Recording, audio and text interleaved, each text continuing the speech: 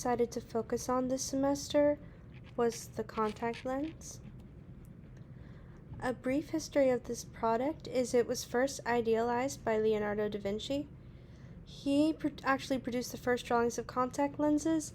He did this through the idea that vision can be changed by placing the cornea in direct contact with water. This does make sense if you think about it. Like if you are in the underwater and you don't have goggles on and you open your eyes, it is incredibly blurry and you will not be seeing clear as if you were above water. The next person to aid the process of inventing this product was Sir John Herschel. He had suggested the idea that you could create a mold of a person's eye, and this later led to the way our corrective contact lens mold to our eyes. So in 1888, the first contact lens was invented. These looked nothing like the way they do today. They were a very hard material, very heavy, and they covered the entire white of the eye, which is medically known as the sclera. And they were also not safe to use for extended periods of time as they were not gas permeable. The eyes need to be able to permeate tears and oxygen in and out to keep it a healthy organ. In 1948, contact lenses were made that only covered the cornea. These were made of a material called polymethyl methacrylate, abbreviated as PMAA, which is essentially just plastic. These were also not permeable, but they did have a thing in place that allowed oxygen to be pumped under the lens. This was less effective than the modern day permeation, but it was more comfortable and it was able to use for slightly more extended periods of time. In 1971, the first FDA-approved soft contact lenses went through, and 2010 marks the modern-day silicone hydrogel lens in the United States.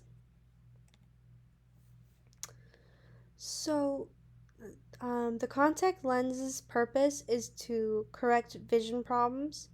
They do this by being directly placed onto the eye and correcting the way the eye refracts and reflects light. This makes sense because the reason for the most common types of vision loss is related to the shape and the curvature of the eye and the location of where light focuses, and we will go more in depth about this later. But the contacts reshape the cornea specifically, which allows this light to be corrected. So the contacts did have many impacts. They allow a large population of people to see more clearly. In fact, according to the CDC, an estimated 45 million people in the United States alone use contact lens. They do offer some benefits opposed to other vision corrective methods, such as glasses. So glasses, in my opinion, are a lot less comfortable. They kind of just hang on your nose the whole time. They cause uncomfortable markings, and it is a little more difficult to see through them because they are further away from your eye. They also allow for a more active lifestyle because, for example, glasses easily fall off your face when you're going for a run. So overall, contact lenses do offer benefits, and that may not be matched by other products. So there are two specific methods that are used to design contacts. The first one is lathe cutting, and a brief photo of it is at the top of the screen. So lathe cutting is when dehydrated silicone, known as buttons, are individually placed on spinning shafts and then shaped using computer precision cutting tools. The lens are then removed from the lathe and they're hydrated to make it soft. So there are a lot more steps and things to do with this process that's too much to go into, but this process has been more efficient over time with the introduction of new technology and a more automated process. So the other method is injection molding, which is the photo at the bottom. These lenses are heated to a molten state and injected into molds under pressure. They are then cooled and removed, and then they are finally polished smooth and are hydrated to soften them. So injection molding is actually the preferred method because it is both faster and cheaper, even though lathe cutting has become more automated. So there are many factors that go into whether or not contact lenses are a desirable product. The first one is that they have to be comfortable. For consumers to want to spend money on this product, they cannot put something in their eye that is going to be painful. Even if it helps vision, if it's uncomfortable, nobody's going to want to wear it because there are so many other products out there that could do the same thing in a more comfortable way. They also need to be affordable. If it is too expensive, it isn't plausible to continue buying this product when you could be saving money for other things. It also needs to be durable. Contacts cannot break easily.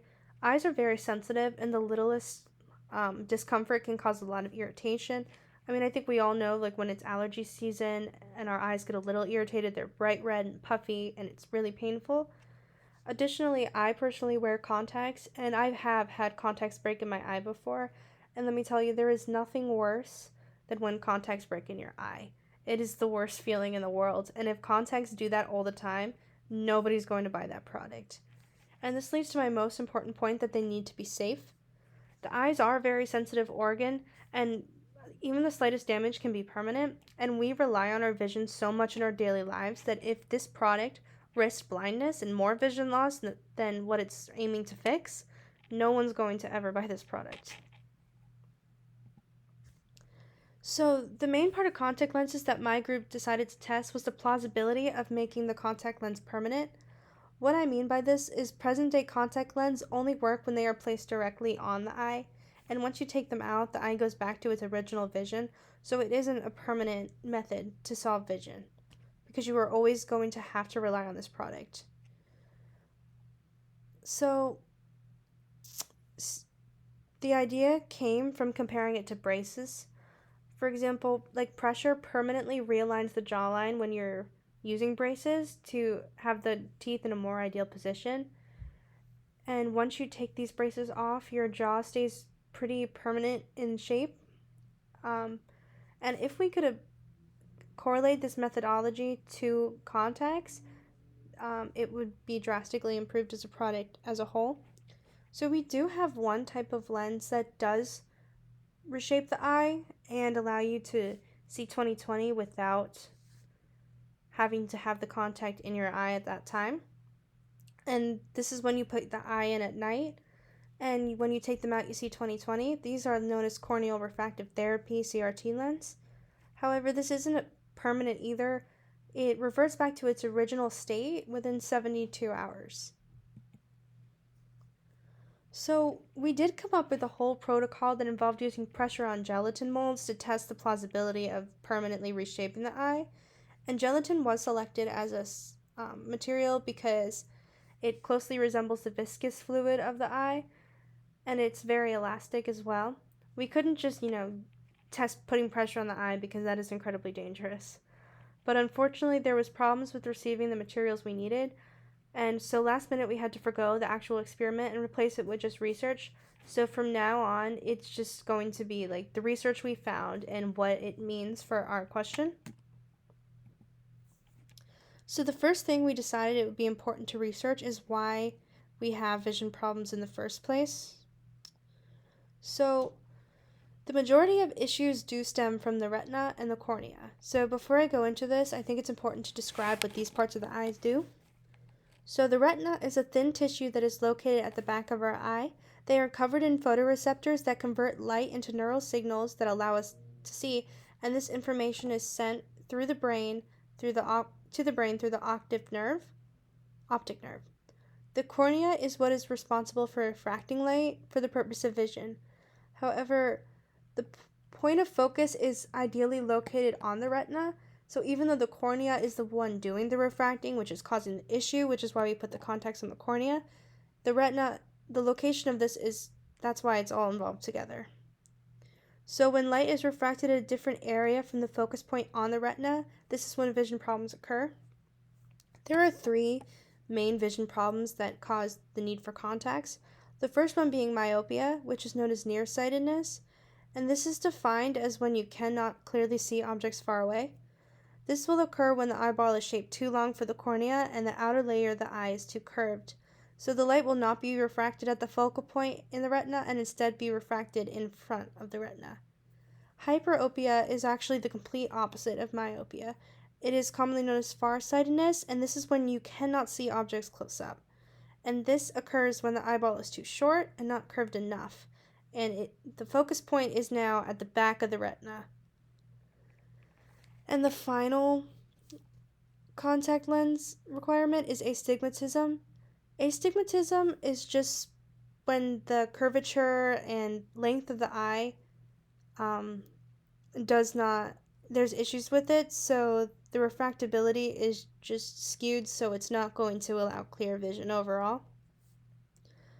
So the relevance of this information is that it can be safely confirmed that the vision problems that require the need for contacts is incredibly related to the shape of the eye. So if we could find a way to alter the product to permanently reshape the eye, then the idea of permanent contact lens could be plausible. So we decided to also look more in depth at corneal refractive therapy. So this CRT is a hard lens that applies pressure to the eye to allow it to be temporarily reshaped. And these contacts work effectively as a retainer, and they must be used repeatedly, as in every night, to maintain the therapeutic effect. You could hypothetically skip a night, and you would still be better than you could naturally. However, it still will slowly revert back, and after that 72-hour mark hits, your eyes will be back to its non-clear vision. And the success of this does not fit all. It is related to the refractive error, meaning the strength of the prescription, and how much the eye needs to be reshaped to be able to see. So the worse your vision is, the least effective this product will be. So the kind of pressure that is used in this process is hydrostatic pressure, which is also known as liquid tears. One example of a CRT lens brand is Ortho K lens. So these lenses are designed to float on top of the eye's tear film and apply gentle water-based pressure to the front layer of the cornea, which is known as the epithelium.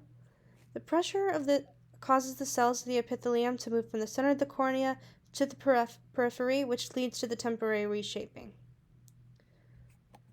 We also finally decided to look at surgeries because surgeries is the most permanent corrective eyeball surgery that is around today.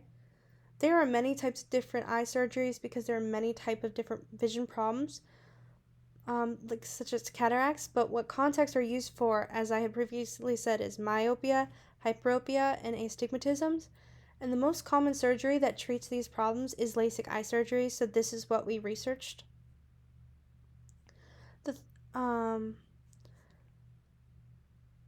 A cutting so it starts with it starts when the surgeon creates a flap at the front of the eye to allow clear access to the cornea. A cutting laser then burns away tissue to physically reshape the cornea. So this method does last for a while, but even this surgery with such drastic change of the eye requires enhancements every 10 years as vision will continue to deteriorate. It is because the eyes do change in vision over time, and it could be related to shape.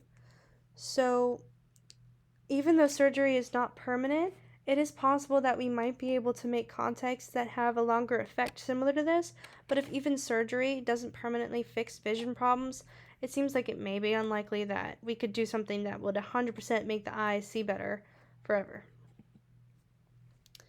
So from all this research, a few conclusions were made. The eye is made of a viscous material that is very elastic, so the eye can be reshaped, but it will quickly revert back to its natural shape.